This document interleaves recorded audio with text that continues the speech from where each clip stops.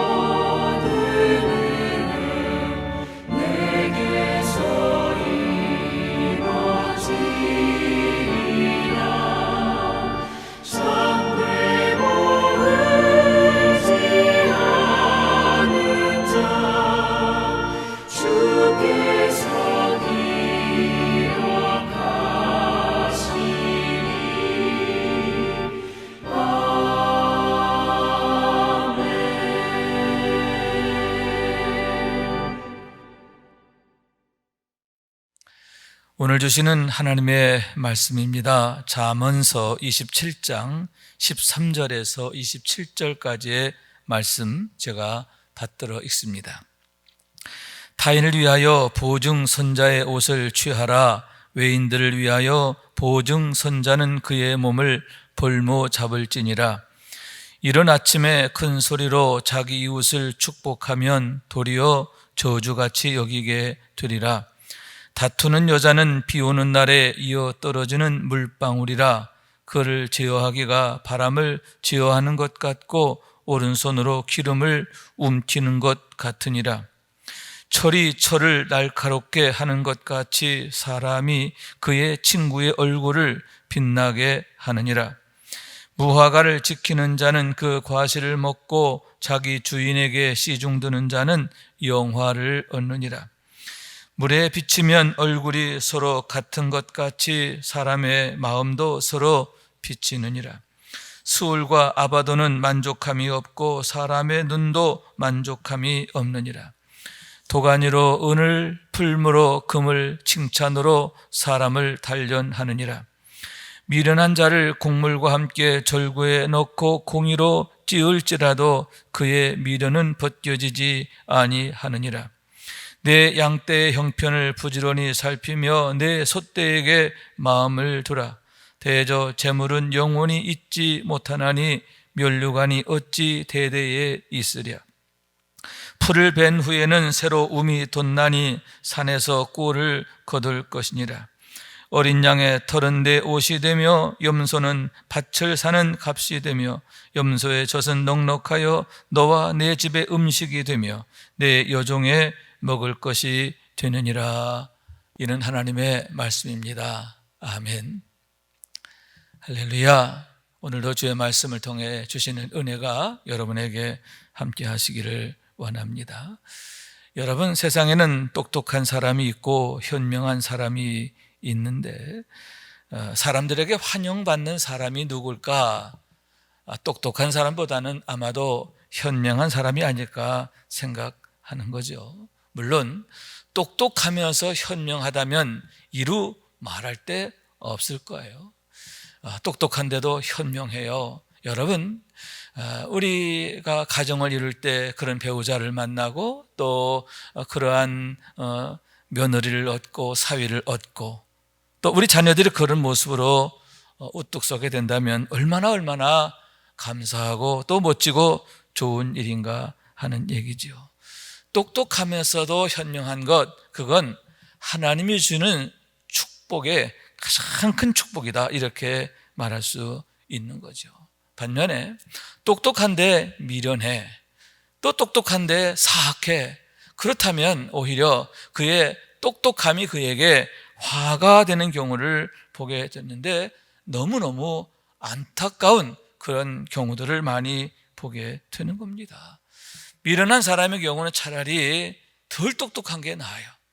사악한 사람의 경우 덜 똑똑한 게 낫습니다. 똑똑한데 머리가 비상한데 사악해? 여러분, 그 사회에 얼마나 큰 해악을 끼치는가 하는 것을 우리가 똑똑히 보게 되기 때문입니다. 그래서 잠언에 보면 이렇게 말하지요. 지혜로운 아들은 아비를 기쁘게 하거니와 미련한 아들은 어미의 근심이 되느니라. 이게 솔로몬의 잠언이에요. 또 14장 1절, 지혜로운 여인은 자기 집을 세우되 미련한 여인은 자기 손으로 그것을 하느니라. 자, 그런 의미에서 현명한 사람, 똑똑한데 현명해, 얼마나 참 좋은 것입니까? 여러분, 이런 은혜가 있어야 할 줄로 믿습니다. 이런 은혜가 있기를 원하는데 우리 가정에, 우리 자녀들에게 이런 하나님의 축복이 있기를 원하는 겁니다. 이를 위해서는 여러분, 하나님께 구해야 한다 하는데, 왜냐? 여러분, 이런 현명함, 똑똑함도 그렇지만 특히 현명함은 하나님의 선물이기 때문입니다. 하나님이 주셔야 되는 거예요. 그렇기 때문에 하나님께 현명함을 구하는 것, 지혜로움을 구하는 것 매우 중요한 것이고, 이것은 우리가 계속해서 지속적으로 하나님 앞에 구해야 할 것이다 라고 하는 거예요. 또한 우리가 늘 하나님 앞에 구해야 할 것 중에 하나가 들음의 은혜다라고 할 수 있는데, 솔로몬처럼 듣는 마음을 구해야 하는데, 왜냐하면 여러분, 하나님께서 우리에게 지혜를 주시는데 그 지혜는 듣는 자에게, 듣는 마음을 가진 자에게 그것이 축복으로 나타나기 때문이다 라고 하는 말씀인 거예요. 그렇기 때문에 늘 자기 생각, 자기 고집, 자기 판단, 이것을 앞세우는 자가 아니라 늘 하나님께 여쭙고 하나님의 대답을 구하는 그러한 들음의 영성, 들음의 기도, 들음의 믿음으로 세워지게 될 때에 여러분, 그것이 우리에게 축복이 된다라고 하는 말씀인 거죠. 그런 의미에서 오늘 솔로몬의 지혜를 배우는 것 참으로 의미가 있다 할 수 있는데, 우선 14절 말씀을 봅니다. 이른 아침에 큰 소리로 자기 이웃을 축복하면 도리어 저주같이 여기게 되리라. 이른 아침에 큰 소리로 자기 이웃을 축복한다. 축복한다는 것만 보면 좋은 것 같아요. 그러나 그 앞에 보게 되면 이른 아침에 큰 소리로, 여러분 이것은 어떤 문제가 있습니까? 우선 시기적인 문제가 있지요. 이른 아침, 여러분 우리나라 사람 같은 경우는 이른 아침에 일어나는 분이 많아요. 그러나 팔레스타인 같이 더운 지방 사람들의 경우는 늦게 자고, 그래서 성경에 보면 결혼식도 언제 합니까? 밤에 하잖아요. 밤에 합니다. 그들에게는 밤이 아주 좋은 시간이 되는 경우예요. 그리고는 아침은 늦게까지 늦잠을 자는 경우가 일반적인데, 그런데 이른 아침부터 더군다나 큰 소리로 축복한다라고 하는 거죠. 축복한다라고 하는 것만 봐서는 좋은데 그처럼 시의성, 시기가 좀 적당하지 않은 거죠. 또 뭐가 안 좋아요? 그렇죠. 큰 소리로 적당하지 않잖아요. 근데 이른 아침에 할 경우에는 뭐 작은 소리로 한다든가 그러면 좋을 텐데, 큰 소리로 잠자는 사람들의 단잠을 깨우면서 이건 정말 아니다라고 하는 얘기죠. 그렇게 되니까 사람들이 비난하고 흉보고 그렇게 돼서 축복하려고 하는 그런 마음이 혹여 있었다 하더라도 오히려 사람들은 그것이 저주처럼 여겨지게 되는 그런 경우가 생긴다 하는 거죠.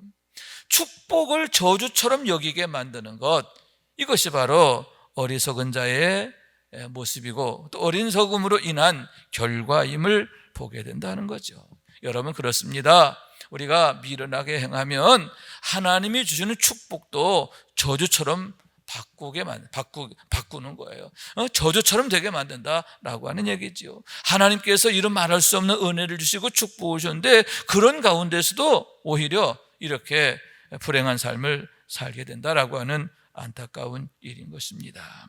사랑하는 여러분, 우리가 항상 때를 잘 분별하고 또 그와 함께 적절성, 시의성과 함께 적절성, 그게 중요하죠.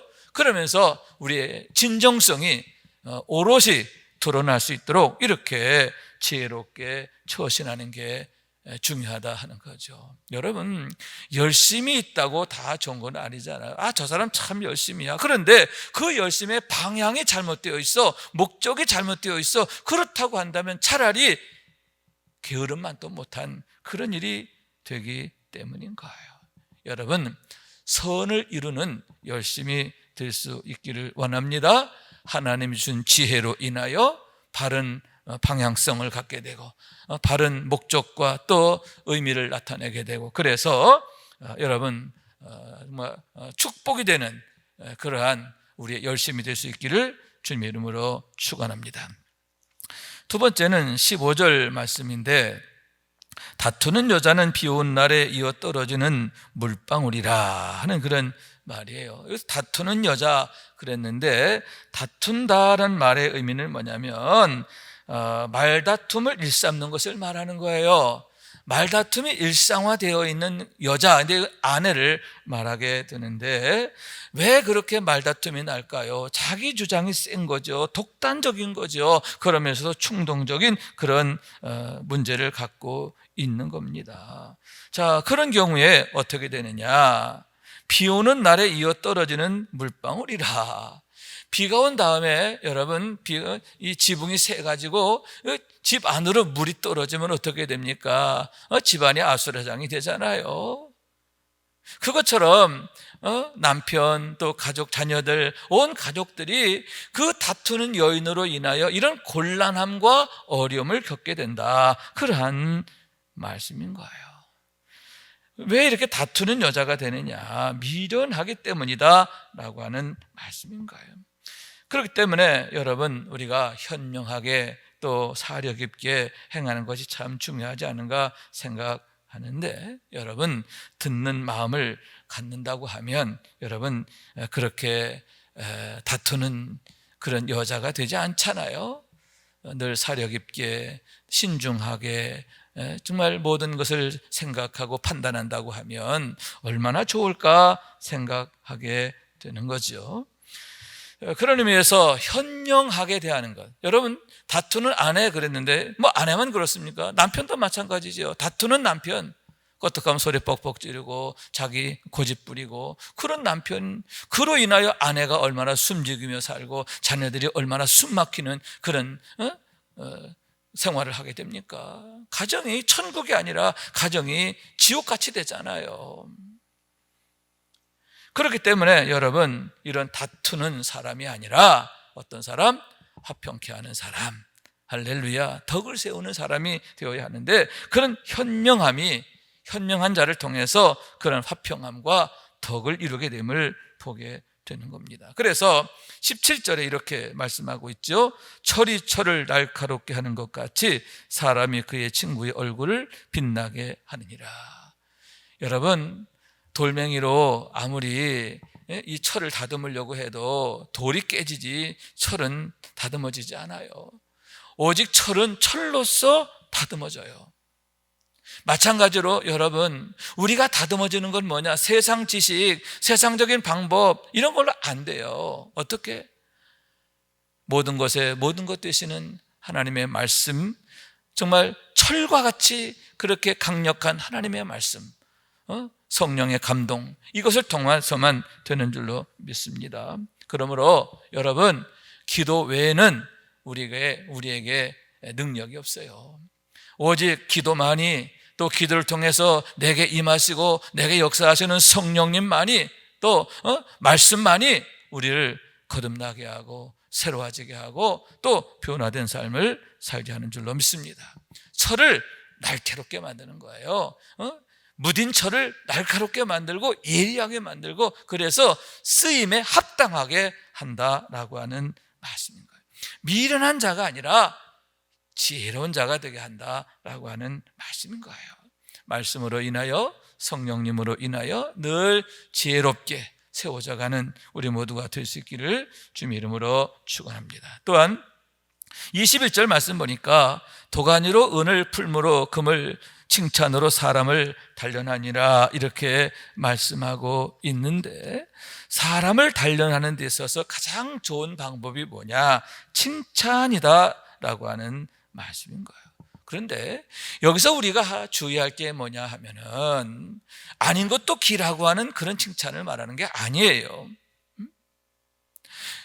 잘못된 것을 용인하고 또 그걸 무조건 덮어주는 그러한 그런 걸 말하는 게 아니라, 여기에서 말하는 칭찬은 환대를 의미한다라고 할 수 있는 거죠. 칭찬은 두 가지 의미를 갖고 있습니다. 하나는 사람을 드러나게 만들어요. 칭찬하잖아요. 그러면 성숙한 사람은 그 칭찬으로 인하여 더욱 빛이 나게 되고 더욱 아름답게 성장해요. 그러나 여러분, 미련한 사람은 어떻게 되느냐? 칭찬으로 인하여 교만해져요. 방정 떨게 돼요. 그래서 칭찬은 그 사람이 누구인가?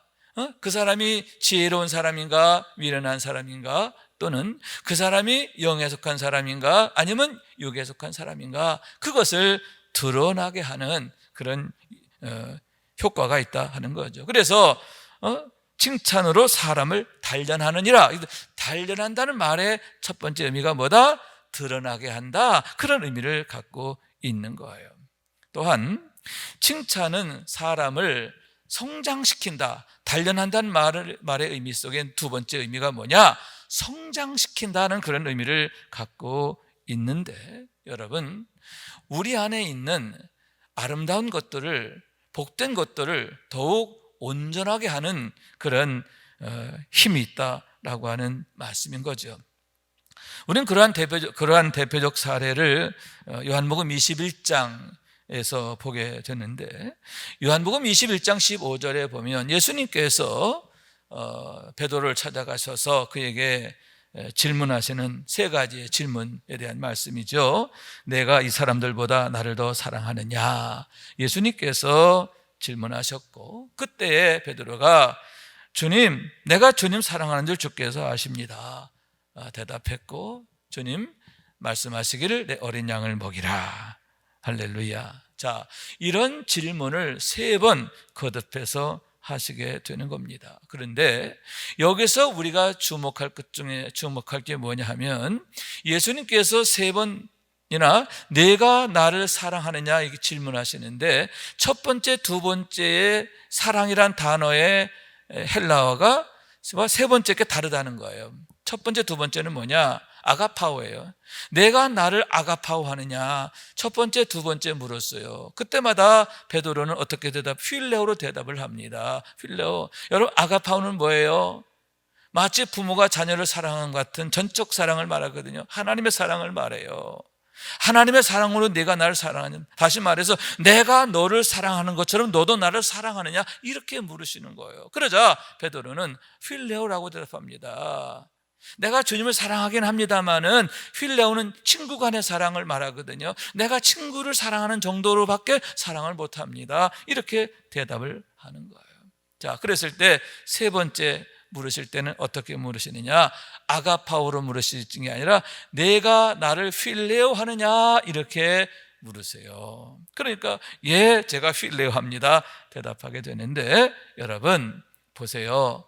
주님께서 베드로가 당신의 기대에 미치지 못해요. 필레오밖에 대답을 못해요. 그렇지만 그 필레오조차도 주님은 긍정하시고 환대하시고 축복하시잖아요. 야, 너 그따위밖에 못해? 그따위 하려면 집어쳐, 때려쳐, 이렇게 책망하시는 게 아니라, 그래 너의 필레오 그것도 참 나한테 고맙다, 나한테 귀하다, 그러면서 필레오밖에 못한다라고 하는 그를 향해서 내 어린 양을 먹여라, 내 양을 치라, 내 양을 먹이라. 주님께서 그에게 축복하시고 사명을 맡기시는 것을 보게 되는데, 당신의 양떼, 당신의 교회를 그에게 부탁하시는 것을 보게 되는 거죠.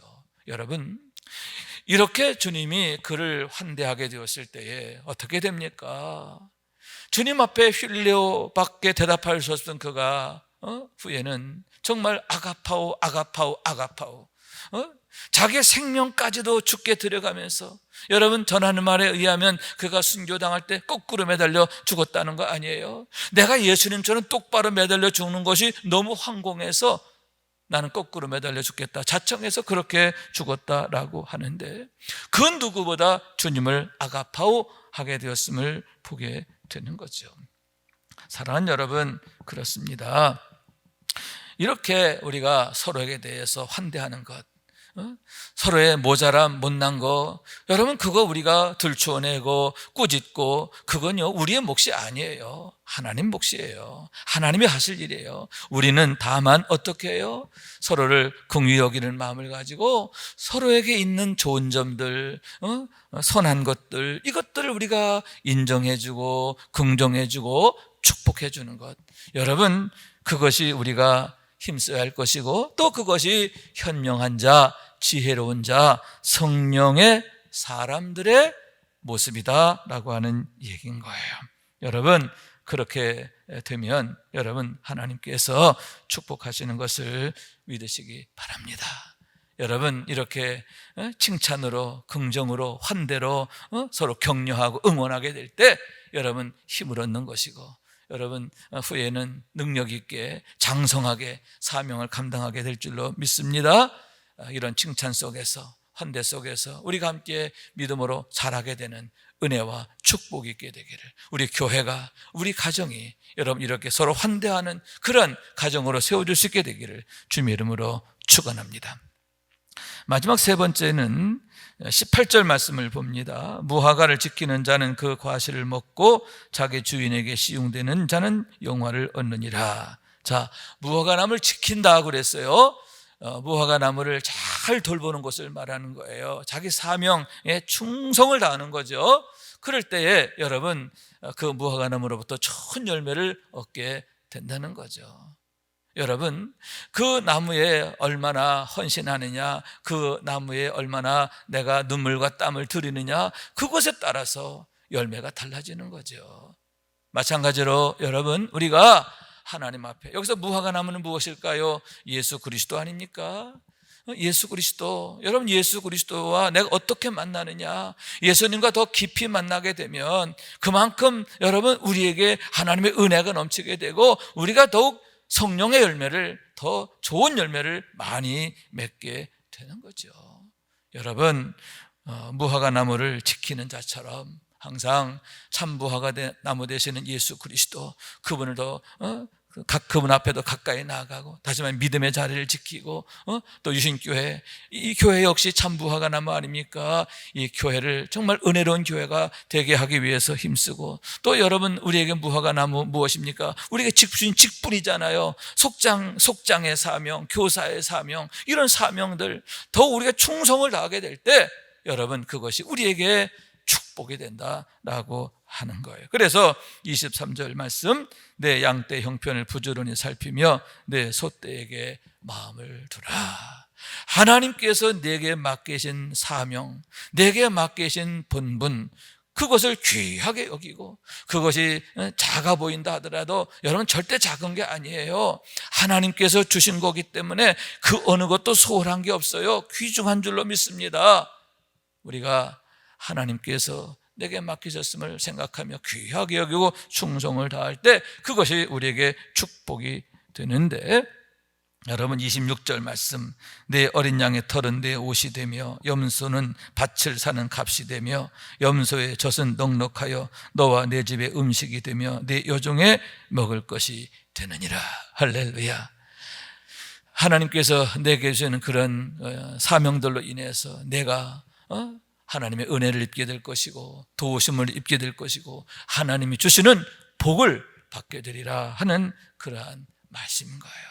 사랑하는 여러분, 우리가 무화과 나무를 잘 지키는 자인 것처럼 또 우리에게 맡겨진 양떼, 소떼를 잘 돌보고 또 책임을 감당하는 것처럼 충성되기를 원합니다.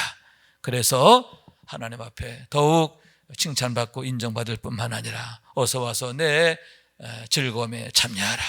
항상 하나님의 즐거움의 주인공으로 참여하게 되는 우리 모두가 될 수 있기를 주님의 이름으로 축원합니다. 기도하겠습니다.